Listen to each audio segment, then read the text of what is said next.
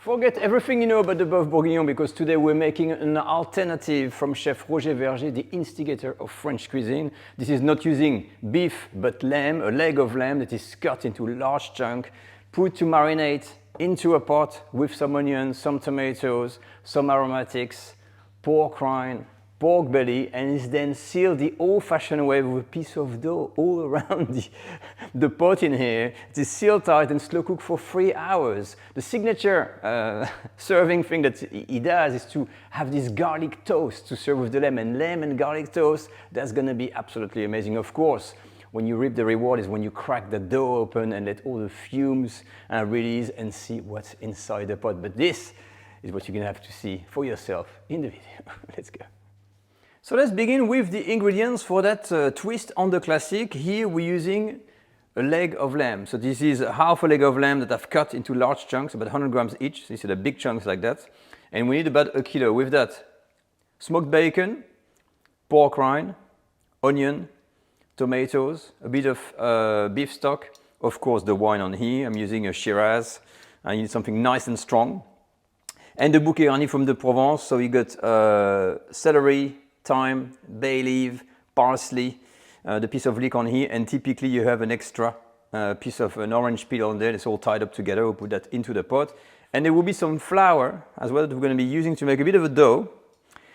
Simple, like a very basic bread dough to seal and fit the stock pot. You're going to need a stock pot with a lid, and that is large enough to contain everything and the marinade. The process here, as you will see, is a true one pot with even less fuss than the original. So let's get started. So this recipe is really straightforward and happens in 2 times. First, we got the marinade, and then you need to cook the dish. So that really qualifies as a one-pot dish. So first, I'm going to take all my meat and put this at the bottom of a large stock pot. So make sure you got enough space to accommodate everything in here.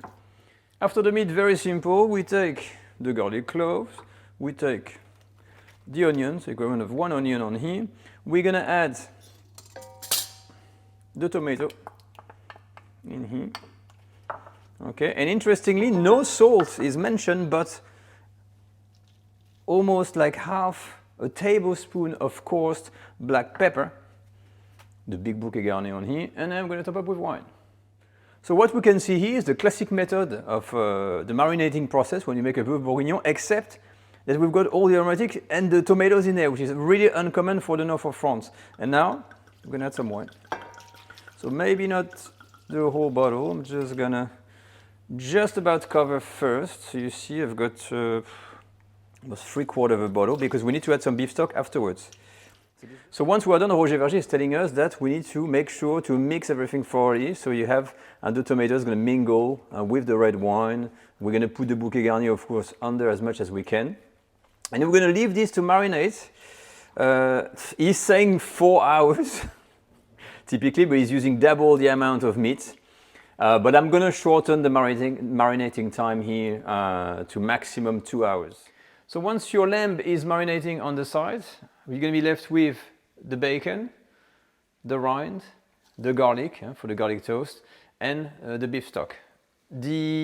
Typically in France, when you use bacon, it is salted and skewered, salted and smoked, and you have to kind of blanch it to remove the excess of salt and sometimes smokiness. But here it is just smoked, it's not salted, so don't need to do anything with that. If you have something that is really salted, you may want to blanch it. What we need to blanch and cook here, on the other hand, is the rind. So let's take care of this first.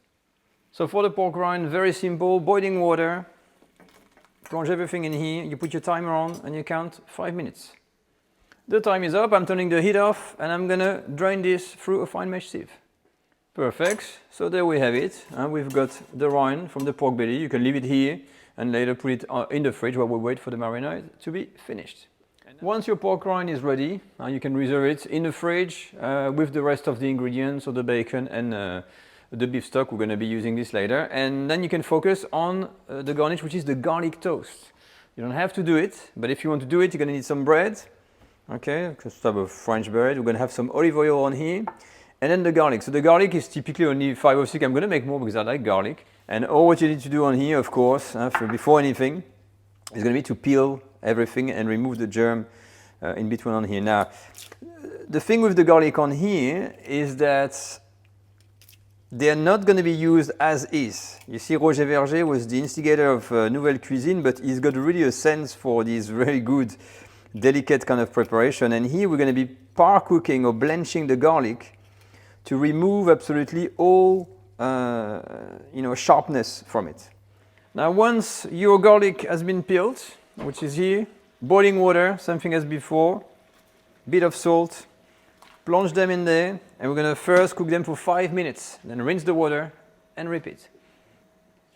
The other 5 minutes is finished. I'm turning that heat off, and I'm going to strain everything, and I'm going to mix the whole lot into a little blender or mixer. Well, okay, so due to the small amount, the food processor didn't work that well. So what I thought about, I'm just going to use that little pestle and mortar, and all what you do, so a bit of olive oil with the garlic, and you mix the whole lot, and then we have that garlic paste, and this is what you're going to be using really to spread on toast. So once your garlic mixture is ready for the toast, we can now prepare the meat for this final stage when your marinade time is over. Now typically the recipe says 4 hours. In this modern time I think 4 hours is a really, really long time. I left this has been like 2.5 hours, and I'm going rogue, but I'm gonna try like that. So after the 2.5 hours, say, we're using all of the, remember this is the rind that we had, and I've got the bacon. The bacon, it was meant to be around 200 grams, but I'm thinking maybe it's a bit much, so I'm thinking I might reduce this to 100 grams looking at it now. And we need to top up simply with that beef stock. I've got a bit more, actually I'm going to get a bit more, and to cover the whole thing with liquid. Let me grab a bit more stock there. Yes, I'm actually a bit more. So it's about 300 ml of stock that I'm adding here. And basically, that's it. This is ready almost to go in the oven. So the oven, again, for the cooking time here, it says it's a very slow cooking at 100 degrees Celsius, which again, I'm going to go rogue and just put it at 120 Celsius. That's the first thing I'm going to do. So preheat your oven to 120. And the one thing we need to do before we put this into the oven is to create a piece of bread dough with just water and flour to make a seal all around here, so that when we're going to put the lid on, it's going to create that kind of pressure cooker effect. So it's going to be totally sealed, like no steam is going to escape at all. So for that dough, don't worry, don't break your head. It's 200 grams in the book of flour. I'm using a 2-to-1 ratio, so 100 grams of water in here. And all what we need to do is mix and get a bit of a dough. We're going to be able to roll to make that seal. So you know what we're going to do with the hands. So you go like this until it gets nice and solid. All right, transferring this to the bench. So you see that kind of dough that we have, and it's just a seal. So apparently we need to do like a long kind of it's not a baguette, huh? A very long roll, like a sausage like this, very thin actually, because we have to go all around the stockpot. All right, so that's the length I've got. That should be enough, but we can adjust. But before I'm putting this on the pot, I'm going to do a little trick here, is to warm up that liquid that we have a little bit before putting this into the oven. Because if you put this cold in the oven, you're going to extend your cooking time much, much longer because it's such a low temperature. So let's go on the stove and just bring that to a simmer. Perfect, so there is some fumes already coming here. That's it, it's hot enough. Let's put the seal on. So I'm going to put the dough, plant it on here. A long piece of dough on here, tack, tack, tack, tack, tack, up. And then I'm going to plant that lid on top there. And then you see, press down the whole thing there, make sure it's totally sealed. And then I may take some piece of dough to make sure, I want to make sure it's like totally sealed. So I'm going to add some more, so you patch the thing up. So this is what I've done, looks quite rustic, and that's it. I'm going to place this into the oven, and the cooking time, it says again, it should be 3 hours, but I may try maybe 2.5 or something like that. So anyway, let's put this into the oven, and then we'll see the result when it's done. Now just before serving, you can prepare your garlic toast. So you take some bread, some slices, like not too thick, not too thin, and you put them in a toaster. So you see on either side, I could have put them a bit more, but slightly toasted. And you're gonna prepare them. So of course, as I said, you should have much more garlic preparation on here. And we're spreading some garlic on each toast. And this is not the end. Okay, this is just the prep, because when we're ready to serve, you're gonna put this under the grill very, very briefly in order to further toast the whole thing, warm up the garlic, give it some color, and then it's ready. And I think it's gonna pair, it's pretty good. I mean, it's gonna pair good. I mean, look at this, garlic with lamb, then toasted. I mean, wow, it has to work. Okay, perfect. I've got my tools to break that thing open. And one thing you should know with these dishes, these red wines today, always better the next day. So what I've done, I've marinated and cooked this yesterday and then left it in my oven overnight. Like this, when you got your guests coming over or your dinner or your lunch, whatever, you warm this up. So you don't remove the dough here. You warm it up, half an hour before serving, and you put this on the table and you do your reveal. Like this, there's no work. You can do it the day before, and on the day you have nothing to do. So I've been there before with all the cracking, as I said. So you see, that can be a bit of a nightmare. I feel a bit like Indiana Jones on here. It's like I'm uncovering a mystery from the Incas, doing a lever, getting that thing open, and all right. So at first sight, to be honest, first there's a lot of juice, and it really still looks like a Beef Bourguignon. So we got the same pieces of meat in here. Of course, we don't have any carrot. These are all the old bones that are in there.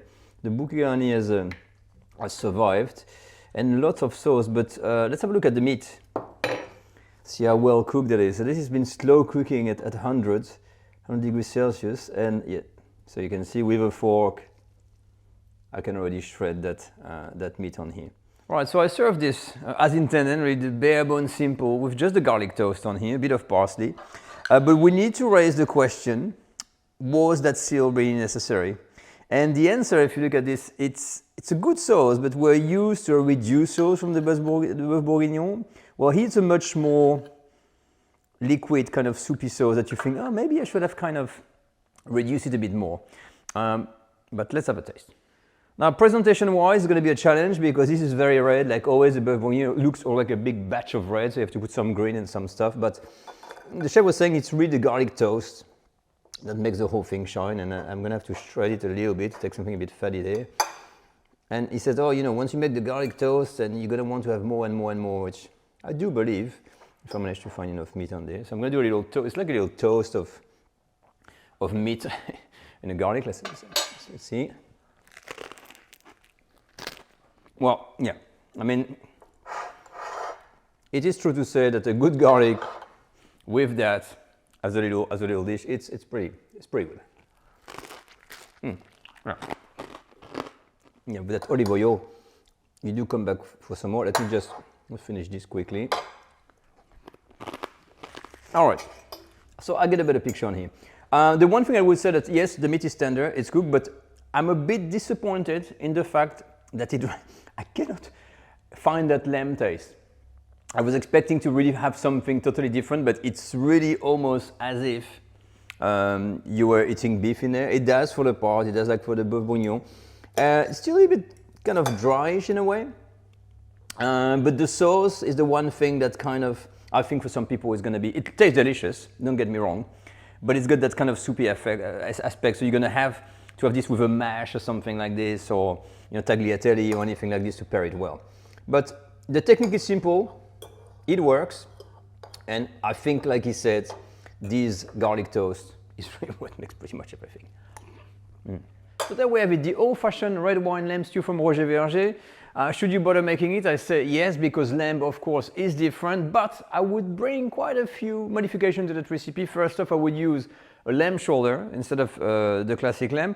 You need to know that you can make this with red wine or white wine. Okay, that's very important if you don't want that big red color.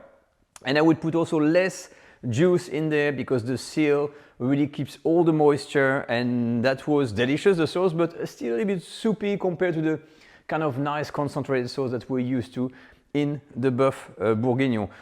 Last thing also regarding the marinating time, that was given at 3 hours. I don't really think it does anything to marinate for so long. I think 1 hour, to be honest, and you're done. It's way enough. Away from that, with the garlic toast, and you got something really a little bit different than the classic. And if you have guests over, it's always a welcome addition to bring something new on the table. So let me know in the comment section if you tried it, if you like it, how you want to make it. And as for me, I will see you of course next time for another French cooking video on the French Cooking Academy. Take care all, bye.